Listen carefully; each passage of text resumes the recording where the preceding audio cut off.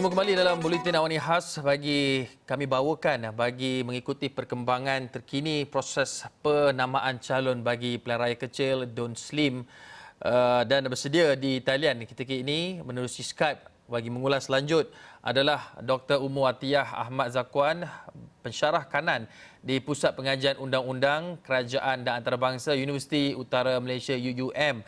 Assalamualaikum Doktor, selamat pagi. Assalamualaikum warahmatullahi.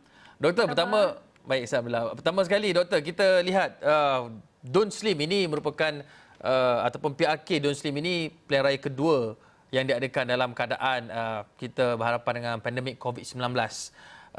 Dan melihat kepada keadaan semasa dalam konteks itu, adakah kita boleh menjangkakan mungkin peratusan keluar mengundi rendah ataupun kita menjangkakan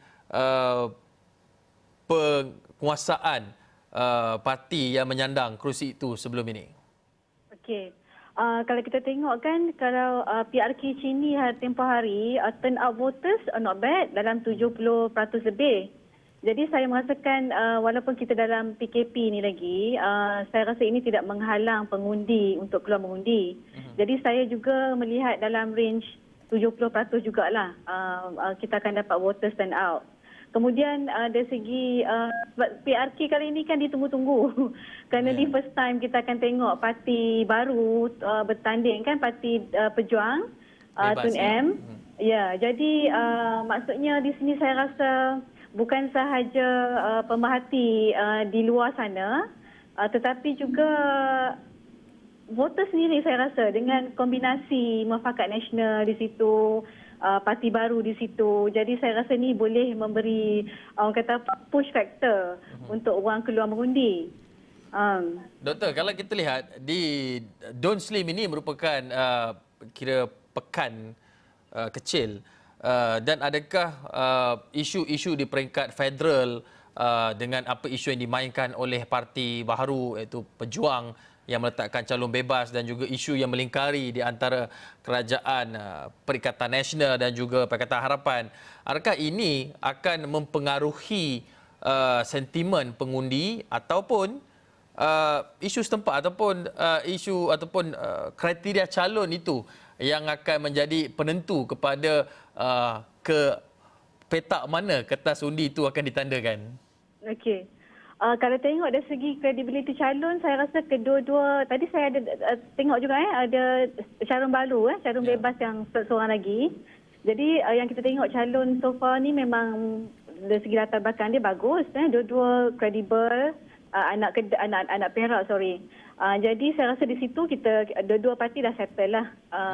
Kemudian saya tengok dari segi isu, kalau tengok pengalaman lepas PRU, PRK, isu memang akan ada isu federal. Memang akan ada isu tempatan. Isu tempatan kenalah, wajiblah, sebab itu isu-isu yang dirasai kan di kalangan pengundi di situ. Jadi mereka mesti nak tengok apa yang calon-calon baru ni, parti-parti baru yang bertanding dalam PRK kali ini mampu membuat anjakan perubahan kepada kehidupan mereka. Tambahan kita sekarang ni bila ada pandemik COVID-19 ni, banyak memberi kesan kepada ekonomi, peluang pekerjaan, rate ataupun orang kata rate unemployment tu makin tinggi. Jadi mesti isu tu mesti ada, isu setempat. Malah ini isu ni pun isu federal juga. Dan saya rasa isu federal mesti memang adanya, mesti ada. Parti yang bertanding ni dia akan mainkan semua apa yang boleh. Naratif federal, naratif nasional, naratif setempat akan dimainkan. Jadi kalau tengok yang terdekat ni, naratif nasionalnya apa? Naratif nasionalnya adalah isu tabung haji, kan? Jadi isu yang baru ni kita tengok yang kes mahkamah di Mukan Ing. Isu juga isu pekerjaan, hilang pekerjaan. Jadi ini semua akan di-blend. Saya rasa memang parti-parti yang bertanding ni dia akan menggunakan naratif apa yang boleh, tetapi naratif setempat takkan mesti dibentangkan. Jadi kalau tengok di Slim ni, dia bukanlah pekan yang besar kan, dia pekan kecil juga, antara KL dengan Ipoh kan, di in between, very strategic. Jadi di sini isu macam di Slim tu saya tengok dia economic activity yang penting di situ, agricultural kan, pertanian. Jadi mesti terkesan macam getah, isu kelapa sawit. Dan di situ juga isu peluang pekerjaan. Unemployment bukan di Perak saja makin meningkat, tapi di peringkat nasional pun sama juga. Jadi mesti isu-isu ekonomi itu mesti disentuh. Dan mereka mestilah calon-calon yang bertanding tu dia mestilah cuba memperkenalkan apa strategi-strategi untuk menaikkan ekonomi ataupun pendapatan penduduk di SLIM. Doktor, dalam masa sama kita lihat adakah terdapat keperluan melihat kepada kedudukan Dawn Slim yang begitu strategik yang mungkin boleh jadi sebagai pekan ataupun bandar baru satelit bagi menggantikan Ipoh, membuka satu kawasan baru. Adakah ada keperluan untuk calon-calon yang bertanding di Dawn Slim ini mempunyai manifesto mereka sendiri bagi Dawn Slim dan bukannya terikat ataupun macam manifesto kami ikut manifesto federal ataupun parti yang menaungi seseorang calon itu untuk bertanding di satu kawasan? Ya, betul, saya setuju sangat. Sebab kalau tengok PRU lepas kan kita bukan sekadar ada manifesto dari segi pusat kan, tapi kita juga ada negeri dan ada juga sehingga di peringkat individu parti tersebut, individu calon tersebut. Jadi saya rasa suggestion saudara sangat bagus sebenarnya. Mereka mesti keluar dengan manifesto yang dapat menarik minat pengundi-pengundi ini. Sebab kalau kita tengok kan mood politik sekarang ni orang pun dah penat sebenarnya. Jadi saya pun tak tahu juga kalau kata di sini sebagai satu protes ke pengundi kan tak naklah keluar mengundi. Tapi kalau tengok development ataupun Chini lepas PRK Chini lepas turnout voters tu not bad, 70% lebih. Saya rasa turnout dia akan ada lah. Kemudian saya rasa di sini pengundi di PRK di Dawn Slim ni majoriti dia adalah Melayu, 74% lebih adalah Melayu. Jadi mereka mestilah come out dengan manifesto yang saya rasa mampu menyentak hati-hati pengundi di sana. Dan tambahan pula lebih 40% pengundi adalah pengundi muda. Jadi di sini calon-calon yang bertanding, parti-parti yang bertanding perlu bijak. Macam mana kita nak strategize untuk membuatkan pengundi-pengundi muda ni terutamanya mengundi, memangkah dalam kotak parti tersebut. Jadi manifesto mesti memang kena very tak nak lagi cakap-cakap kosong, kena ada konkret produk, konkret result, apa-apa benda yang boleh ditawarkan di Dawn Slim tu. Macam tadi saudara ada memberitahu bandar satelit kan, which is very very good. Sebab sekarang ni yang naiknya pekan yang terdekat adalah Tanjung Malim. Jadi apa yang mereka boleh buat dekat Slim ni kan. Jadi dia pula kalau segi tourism pun bagus, dari segi sejarah pun bagus. Jadi kita naikkan Slim tersebut, bandar Slim. Jadi ini cabaran kepada setiap calon yang bertanding. Apa yang tawaran-tawaran yang bagus, yang doable. Tak nak lagi janji-janji kosong. Pengundi dia ni tengah duk melihat ni apalah kali ni janji-janji yang akan diberikan oleh calon-calon bertanding. Cukup dengan retorik tu. Apa konkret? Orang sekarang ni nak fikirkan tentang survival masing-masing kan. Kita nak, of course, ekonomi sudah terjejas kan. Jadi apa yang calon-calon ni boleh offer selain daripada isu-isu yang kita tahulah. Isu kita nak jaga hak-hak Melayu, isu-isu agama, isu tu mesti ada punyalah. Sebab kita tengok sentimen terutama di kawasan yang dominasi pengundi Melayu, isu tu mesti ada. Tapi isu real ni, isu everyday life ni macam mana? Isu ekonomi tu macam mana? Peluang pekerjaan macam mana? Jadi saya rasa itu perlu diletakkan di dalam manifesto masing-masing. Ya, dan penyampaian tu mesti baguslah. Saya kira kaedah ataupun cara berkempen tu sudah berubah. Kita rakyat, pengundi di luar sana dan juga ahli politik juga semakin matang. Kalau dahulu mungkin kita belum mendengar orang kata bahasanya perkataan berapi-rapi dikeluarkan ketika kempen ataupun janji yang melangit. ketika berkempen, tetapi mereka sewajarnya perlu lebih membumi dan realistik dengan material atau bahan kempen yang dilakukan. Tapi doktor, ini satu perkara yang menarik. Saya nak pergi satu lagi perkara sebelum kita berhenti. Kita melihat sejarah calon yang bertanding atas tiket bebas ini tak berapa baik, tak berapa bernasib baik. Kecuali yang saya boleh ingat ketika pada waktu ini Ahli Parlimen Batu Wabi Prabhakaran. Tapi konteksnya sewaktu PRU 14 berbeza. Sebelum itu kita langkau sikit ke belakang lagi. Tan Sri Syahir Samad pada ketika dahulu di Parlimen Johor Bahru, calon UMNO, kemudian calon bebas masih lagi menguasai kawasan tersebut sehingga berpenggal-penggal lamanya. Sehingga kini pun masih lagi bertapak di sana. Masih lagi rapat dengan pengundi-pengundi di Parlimen Johor Bahru contohnya. Tapi melihat pada konteks semasa ini, YB, Doktor, calon ada dua orang calon bebas, satu calon pejuang dan satu lagi calon yang baru saja tiba, kita dimaklumkan oleh rakan wartawan di lokasi di lapangan. Ada satu orang lagi calon tapi butirannya kita masih lagi tidak perolehi. Apa peluang calon-calon bebas ini sebenarnya? Adakah mereka terpaksa berputih mata membiarkan wang deposit mereka lebur? Okey, kalau tengok sejarah Don Slim ni, dia two corner fight tau. Dia antara UMNO BN dengan PAS. Cuma kalau tengok election lepas, PRU yang ke-14, PRU yang ke-13, baru ada kita 3 corner fight. Ada calon bebas di situ. Tapi calon bebas masa PRU ke-13 tu memang kena slotted lah. Hanya dapat berapa ratus undi saja. Jadi saya rasa di sini calon bebas seperti mana yang kita tengok kebanyakan calon bebas yang lain, peluang untuk menang tu memang agak tipis lah. Sebab kalau tengok Don Slim ni dia punya stronghold BN juga ni, stronghold BN. Safe seat BN kan. Jadi kalau kita tengok PRU yang lepas, antara BN UMNO bersatu dengan PAS. Okey. Walaupun ketika itu BN UMNO melawan bersatu dan PAS, mereka masih menang. Jadi cuba bayangkan sekarang ni bila dah bergabung di antara PAS dengan UMNO, di bawah Muafakat Nasional, kita boleh bayangkan volume votes tu. Jumlah votes tu memang akan ke situlah. Jadi tengok juga lagi sejarah Slim yang sebelum ni lagi PRU yang ke-10, ke-11 di antara UMNO PAS. Jadi sekarang ni mereka bergabung. Jadi kebarangkalian tu sangat tinggi lah bagi saya untuk parti daripada BN ni, iaitu UMNO ni, untuk menang. Tapi kita juga tidak boleh menidakkan mungkin kebarangkalian juga parti pejuang ni dapat mampu untuk menarik undi daripada pengundi.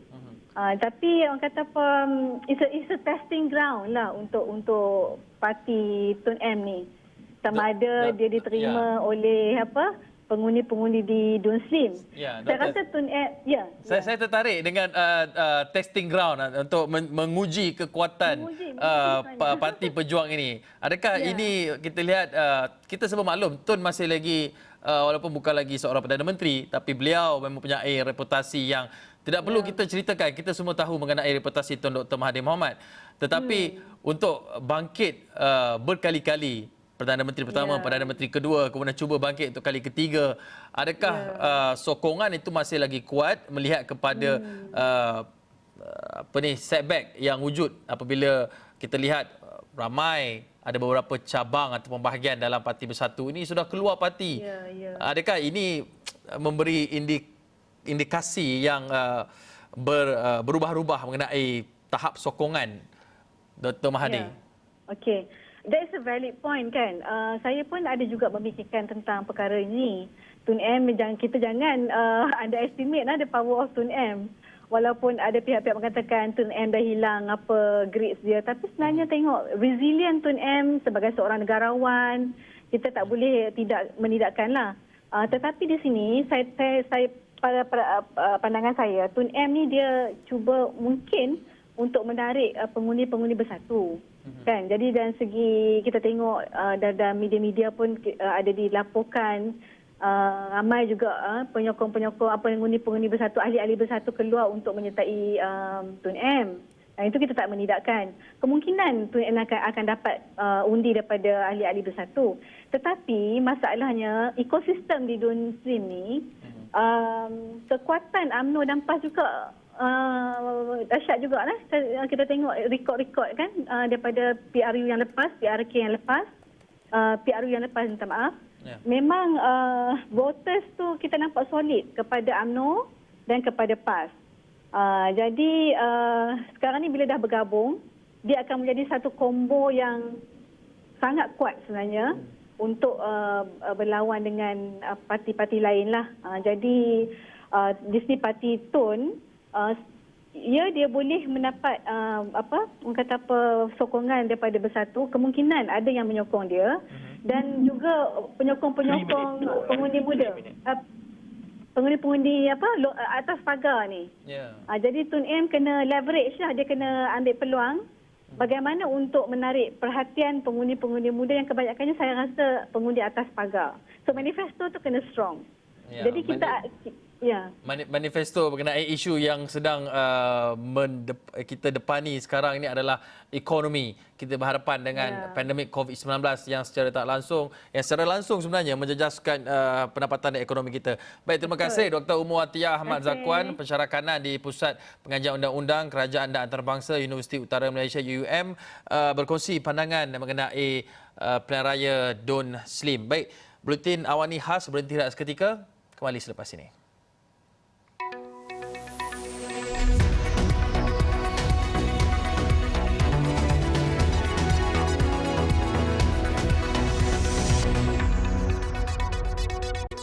Bertemu kembali dalam Buletin Awani Khas bagi membincangkan ataupun kami bawakan kepada anda bagi membawakan proses penamaan calon bagi pilihan raya kecil Dawn Slim, di mana perkembangan terbaru terkini yang dilaporkan dan dimaklumkan oleh rakan penyampai Hasimi, wartawan kami di lapangan ketika ini, bahawa pusat penamaan calon bagi PRK Dawn Slim ditutup pukul 10 pagi tadi selepas 1 jam dibuka, dan ini diumumkan oleh pegawai pengurus PRK Samsul Ridwan Idris.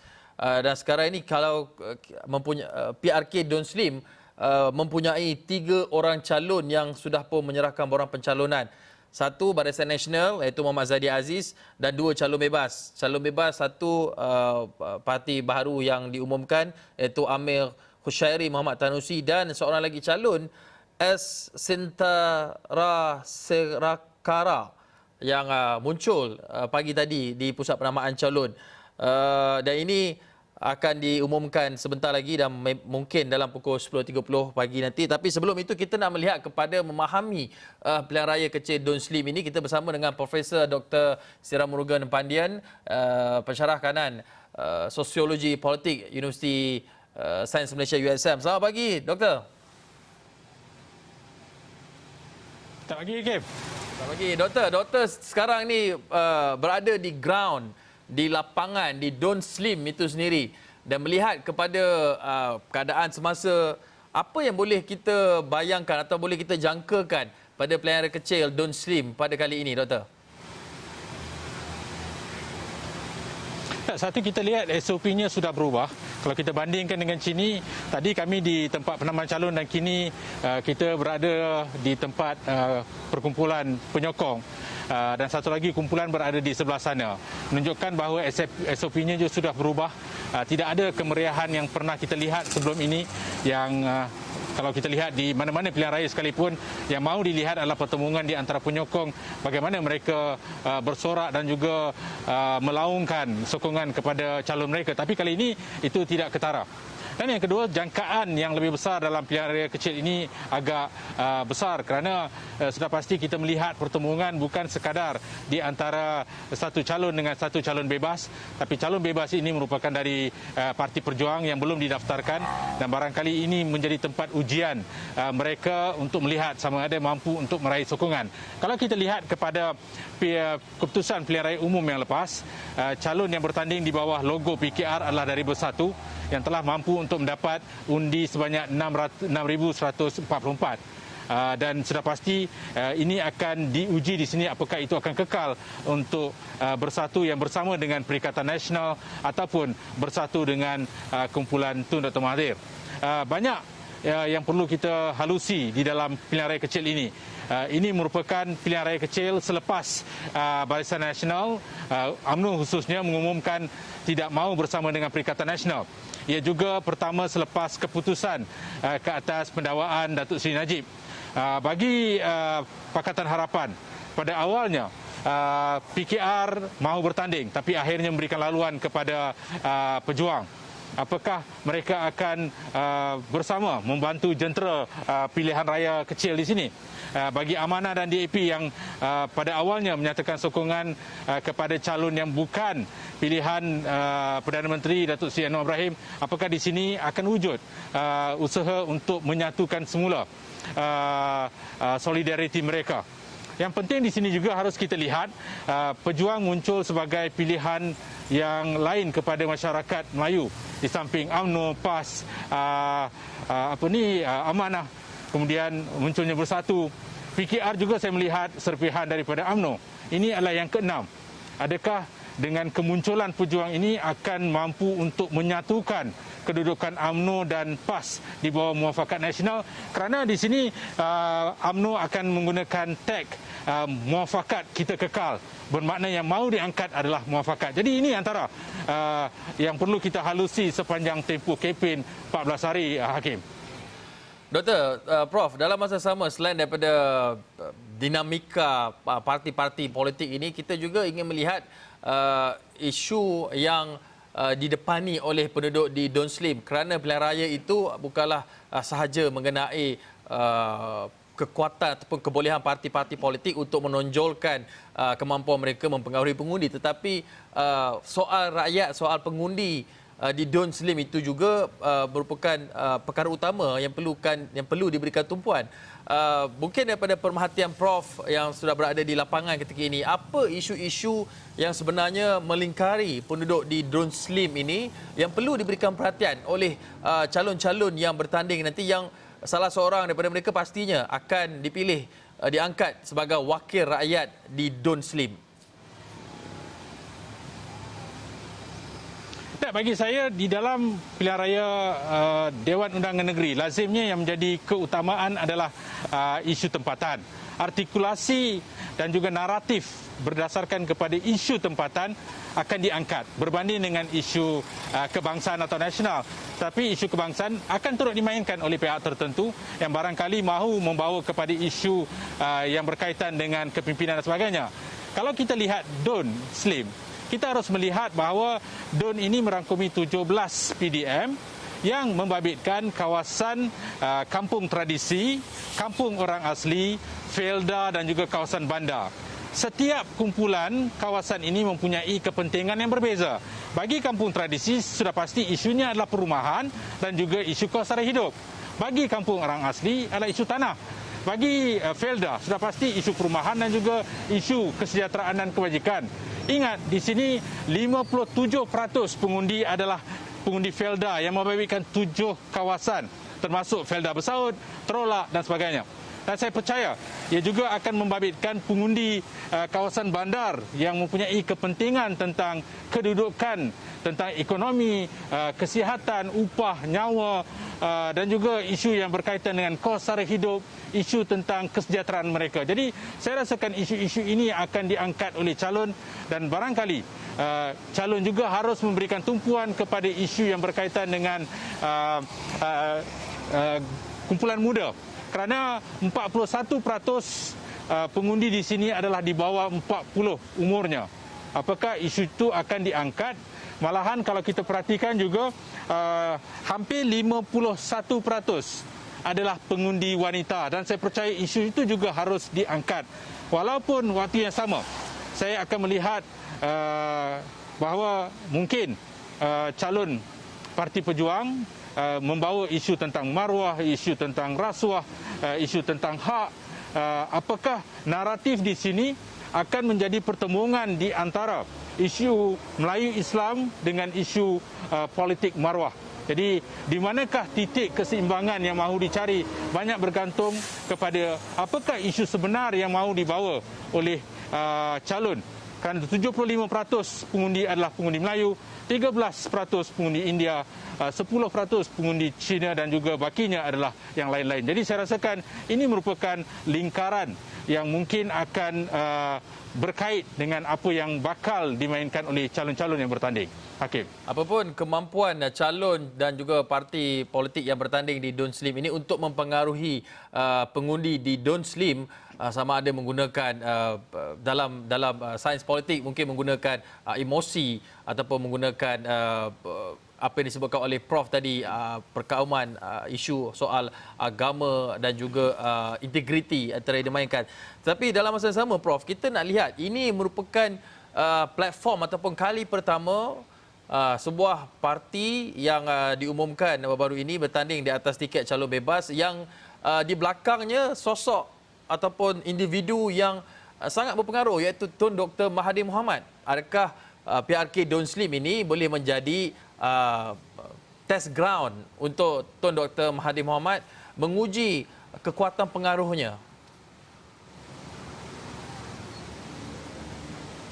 Tak, saya rasakan kita tidak boleh sama sekali mengenepikan ketokohan seorang negarawan yang telah begitu lama dalam politik.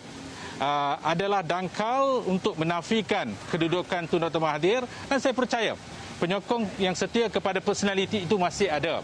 Penyokong yang setia kepada kumpulan yang tidak menyebelahi Bersatu yang berada dalam Perikatan Nasional juga masih ada. Jadi ini akan menjadi tapak uji kaji yang juga mungkin akan menjadi satu template kepada pejuang apakah langkah seterusnya yang perlu diambil oleh mereka selepas berakhirnya pilihan raya kecil. Saya percaya ini bukannya tempat yang mahu mereka lihat kepada kemenangan, tetapi yang mahu dilihat adalah apakah isu-isu yang dibawa itu mampu menarik minat di sebalik kedudukan personaliti itu. Pertemuan di antara personaliti parti politik isu memang lumrah dalam mana-mana pilihan raya yang telah kita lihat.